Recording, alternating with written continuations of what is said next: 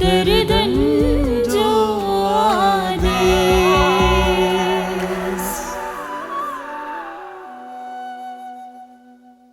दादा बूथल तो पियो थी को विड़ियो थी जा चाचा साईं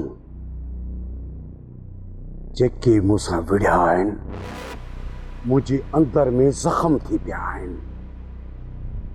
जेसि ताईं मां पलांद न कंदुसि तेसि ताईं ये ज़ख़्म कोन भरबा।